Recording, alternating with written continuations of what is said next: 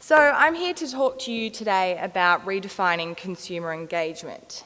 And it's a particularly interesting topic in this day and age of social media. Prior to social media, it used to be that brands and companies would stand on their soapboxes and broadcast one-way messages to consumers, and consumers didn't have an opportunity to respond. Now, with the advent of social media, it's kind of changed that dynamic between brands and companies and consumers.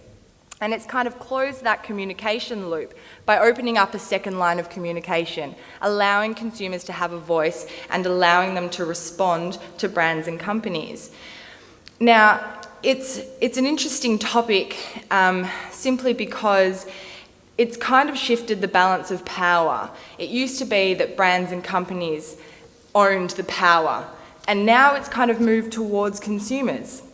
And consumers are getting onto the Twitter platform to have their say, to give their voice. And there's this essence of humility when it comes to brands being on Twitter, because it's essentially, they have to step off their soapboxes and they have to engage with consumers at their level. Consumers are no longer now going to accept being preached to or broadcasted to. They want to engage and converse with brands and companies. And this is essentially why they're on the platform. They're on the platform to engage and to converse and ultimately to share in moments. Now, this is a key point, sharing in moments. We get asked a lot by companies and clients. They want to target specific markets. They want to engage with specific markets. But considering the fluent nature of social media, people now, they transcend markets. They move through markets on a daily basis. So they're no longer so predefined. So instead of thinking about engaging and targeting markets, we would like you to consider engaging and targeting in moments. Because that's what people do on Twitter and on social media, is they amass around moments and they engage with moments. So this is what I'm talking about, redefining consumer engagement. Engage with people in moments. So I don't need to tell you that life is a series of now moments. Anything that is getting discussed offline is also being discussed online. And I've been monitoring the Twitter chat with the hashtag The Marketing Show, and there's a bit of discussion going on. This in itself is an event. Anything that's happening is a moment. It's being discussed online. So the reason why Twitter is so popular is essentially down to these 3 points. It's live, it's public, and it's conversational. Now, what do I mean by live? It's real time, and you've heard that being quoted a number of times on stage. Real time. This is a phrase we throw around a fair bit, but it's instantaneous updates of what's happening in the world. Second to second, minute to minute, there's always something new that's happening on Twitter. It's public. Now, you don't necessarily need to be on Twitter to know what's going on Twitter. You can search and you can see the conversation. I've got an example here of a video of a guy called Nick Wallenda, and he comes from a long line of family of tightrope walkers, believe it or not. And he scaled the Grand Canyon on a tightrope. And I'm going to show you the video. They had a hashtag, as you can see in the top right-hand corner, of hashtag Skywire. So they had a hashtag there inviting people to join this real-time conversation on Twitter. Again, a moment. People are congregating around moments. So this is the video. If you have vertigo, perhaps don't watch. Thank you, Jesus, for this beautiful view.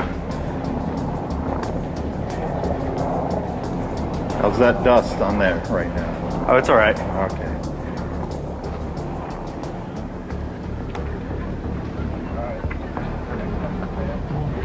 Now that hashtag generated 1 million tweets. And this is an example of people, like I said, congregating around a moment. All sorts of tweets were being thrown around. You know, Skywire is a victory for courage, perseverance, and dad jeans. This is what people started picking up on, the fact that Nick Wallenda scaled the Grand Canyon in a pair of jeans. So people started to make a bit of fun about this, yeah? In terms of the numbers that we're seeing, it's continuously growing.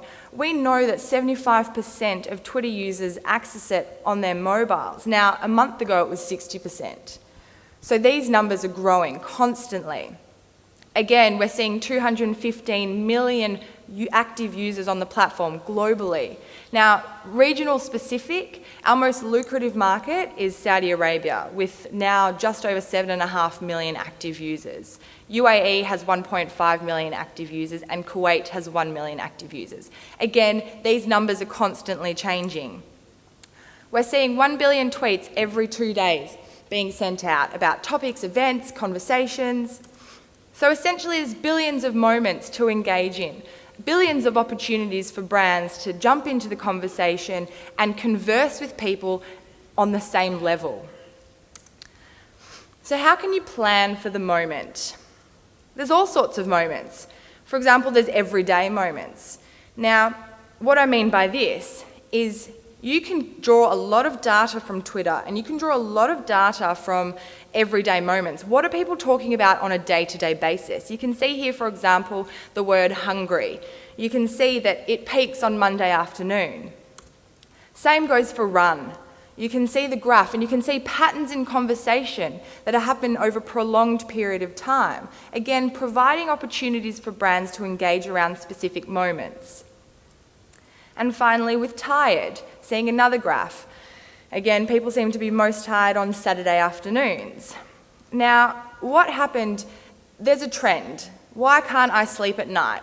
This was just started by people on Twitter. This wasn't anything specific. It was just started by people on Twitter. Why can't they sleep at night? Again, a brand, ZZ Quill, I'm not exactly sure how to pronounce that, but they ended up joining in on that conversation, and they ended up bidding on that hashtag, why can't I sleep at night? So every time someone tweeted, why can't I sleep at night? This brand engaged with this tweet and amongst others. But again, they're not necessarily trying to sell anything. They're conversing with people on the same level. There's also seasonal moments. So there's holiday moments. Doritos, again, they did a competition, and you had to guess the tune that this band was playing for one of their Easter competitions. People want to be informed, they want to be given new ideas, they have questions, and there's opportunities for brands to answer them. Lowe's here, they did a stripped screw, no problem, just use a rubber band, and they did a very simple Vine video showing how you can fix it. So again, not necessarily, I keep coming back to this point, you don't always need to sell to people, you just need to engage with them, build a relationship with them. And that's where the opportunities for conversion come in the future. Any of you remember the blackout at the Super Bowl that happened? There was a blackout at the Super Bowl that happened in the US, and all the lights went out mid-game. And the first thing that people did was they went to Twitter. Now, very cleverly, Oreo ended up, their team was on the platform, they were tweeting live about the game, blackout happened, and almost instantaneously, to the point that you almost think they set up the blackout, they sent out a tweet that had a picture of an Oreo in the dark, and it said, you can still dunk in the dark. And they bid on the keywords blackout, power out, so anytime someone tweeted with those words, their tweet would appear. So that's planning for live moments. Not always you know what's going to happen, but it's thinking creatively. Adidas football about the Champions League final, they did, this sort of tweet. Again, you don't really know what's going to happen, but you're joining in on the moment. Connected moments, what do I mean by that? Integrating moments. It's when your whole marketing campaign comes together. And I often talk about TV and Twitter simply because integrating TV and Twitter has a phenomenal effect. These two mediums are two of the most powerful platforms, and when you integrate them, it's not 1 + 1 = 2, it's 1 + 1 = 100. There's no stopping kind of the relationship between TV and Twitter, and you yourselves will see more and more hashtags and @handles being introduced to commercials, to TV programs. TV is more effective with Twitter, and in fact, there's been a Nielsen study that was released that proves that TV and Twitter, now there is a two-way causal relationship between TV and Twitter. It used to be that TV would drive discussion on Twitter. Now in this recent study, it's proven that Twitter drives tune-in to TV. So the relationship between TV and Twitter is now a complete kind of cycle. TV is more effective with Twitter. So essentially what I'm saying at the end of this, I hope I've kept to my time limit, but essentially what I'm saying is that social media has brought new rules. You know, brands can no longer just broadcast and sell and push and preach in this one-way discussion. And I kind of look at Twitter, you know, brands are a bit reluctant to jump on Twitter because it's so real-time and they're opening up, you know, they're consciously opening up that second line of communication.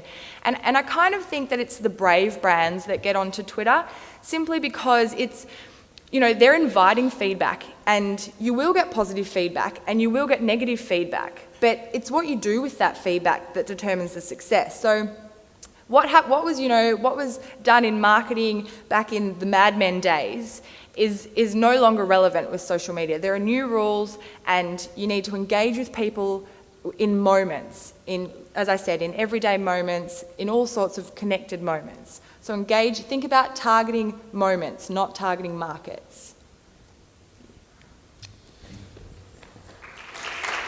Thank you. Lisa, come and sit by the fireside. Okay, Ahmed Al-Fadil from EMEA.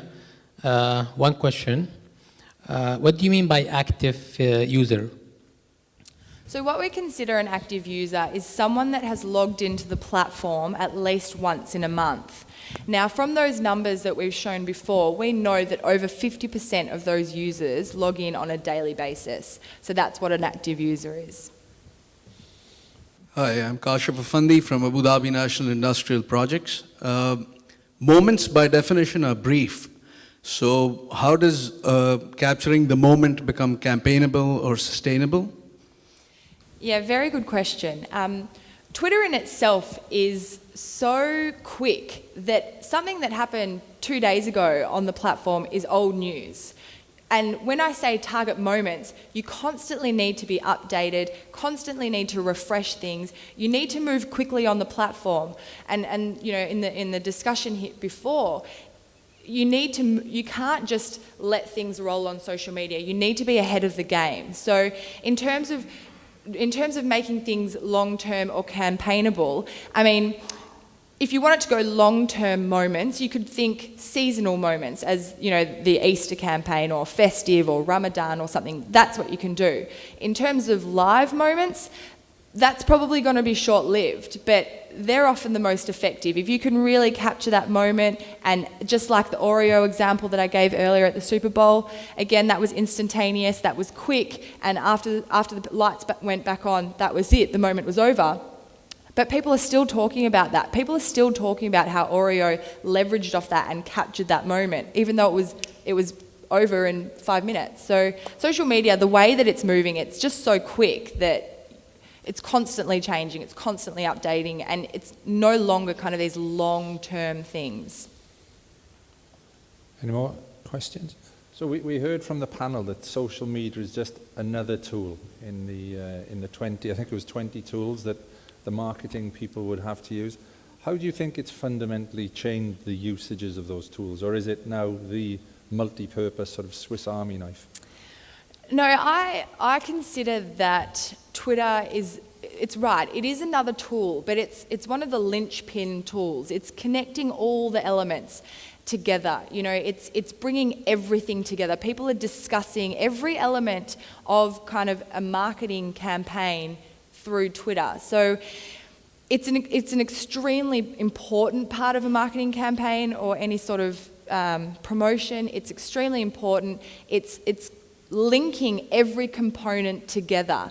You'll see that, you know, whatever you put out there from offline to online collateral, people are going to discuss it on Twitter. So it's an extremely important thing, but again, it's most effective when it's integrated, when it's joined up to the other components. As I said, Twitter and TV or Twitter and magazines, or on its own, it's great, but it's even better when it's combined with all the other tools. How do you find that the language has an effect on the use of Twitter?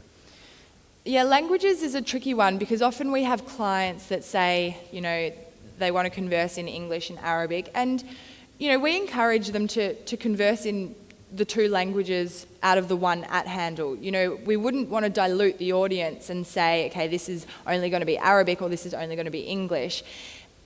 It depends on what market you're in to determine what language you're going to communicate in. I would recommend keeping it, bilingual. If you have more than 2 languages, that's where it starts to get a little bit complicated. But don't be afraid to tweet in different languages.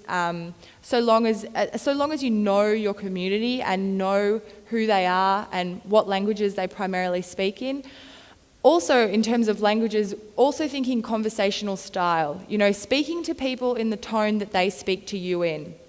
If someone has contacted you in a really relaxed manner, respond to them in a relaxed manner. If someone's contacted you in a formal way, respond to them formally. Speaking people in their language, both, in their like mother tongue and also in their conversational style. It's important. All the companies which has good customer data becoming a good promotion platform. Twitter also has these sponsored tweets. And what are the upcoming platforms that Twitter is going to provide for the companies to have more campaigns? So at the moment, we've got 3 advertising products. We've got promoted accounts, promoted tweets, and promoted trends.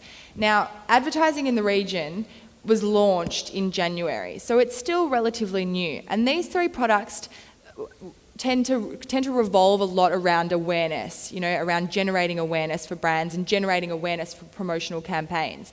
What's coming up in the pipeline, I can't disclose too much, but it is going to be more conversion focused. It is going to be more about driving sales, so you'll have specific numbers in terms of how many people bought or the end user, what the end user ended up doing. Question at the front. Hi, it's Rizwan. It's common knowledge right now that Twitter is going through an IPO sort of test phase. And I'm sure your answer, I kind of suspect what your answer is going to be. But what do you see as challenges coming as a result of becoming a publicly trading company? Just like Osama asked the question before, that Facebook is crippling the amount of data that they get on Facebook. Do you see Twitter sort of being under the Big Brother watch in a similar fashion, number one? Part 2 of the same question is, as in traditional marketing channels, you have sort of an opt-out option from promotional messages and SMSs and those type of things. Do you foresee yourselves going into that sort of situation as well, where you'll have to have people sort of opt out of certain type of messages? Out of curiosity, what do you think my response will be to the IPO part of your question? Well, I think you would say, I can't answer that question right now. Exactly right. Unfortunately, I can't answer that question. That's for another day. In terms of opting out of advertising, it's difficult to say. I mean, if you see the promoted accounts or promoted tweets on your desktop, you can dismiss the ads and you won't see them in your feed. But permanently opting out of the advertising, I don't know. I wouldn't think so, because it's a source of revenue for the company, and everything is charged on a cost per engagement basis. When people actively and consciously engage with the tweet, or a cost per follow basis when they engaged with the promoted account. So if you start giving people the option to opt out, then you're losing a fair bit of that revenue. So I don't know, but I wouldn't think so. Not in the pipeline soon. They'll have more new products. It'll be more exciting. And Ewan was saying this morning about not corrupting the products too much and making sure that they're constantly evolving. And that's what I think Twitter will do first, offer new products before they start giving people the option to opt out. This is probably a question that's been asked a couple of million times on Twitter. What was the logic behind the 140 character limit that you had, and what was the logic when you started? And now that Twitter's evolved so much over the years, I know it's not the same Twitter that you started, but what is the logic going forward, either to keep it or to, if you choose to lose it? Great question. It's actually not asked as often as you think. So Twitter was founded in 2006, and the whole idea of Twitter was inspired by SMS.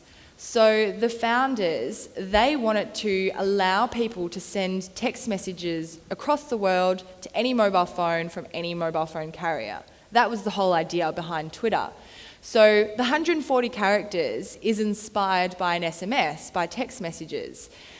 So what's interesting though is that today we've actually seen results that the shorter the message, the more engagement it gets. So in fact, tweets that are 100 characters or less have a higher engagement rate than those that are exactly 140 characters. So the pace that people are going through, you'll see that people are starting to sift through their Twitter stream a lot faster, to the point that many of them are not even finishing the 140 character tweets. Many of them are just reading the first couple of words, not interested, interested, keep going. So in fact, it's actually going the opposite way to what you'd suspect. Tweets are getting shorter, and the shorter tweets are actually generating more engagement.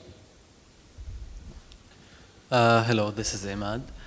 I like what you said about Twitter, that it's about moment more than anything else. But do you think that when you participate or when you post anything in any hashtag, that will be too much? Is there any way to participate in the hashtag while it's not visible to your followers?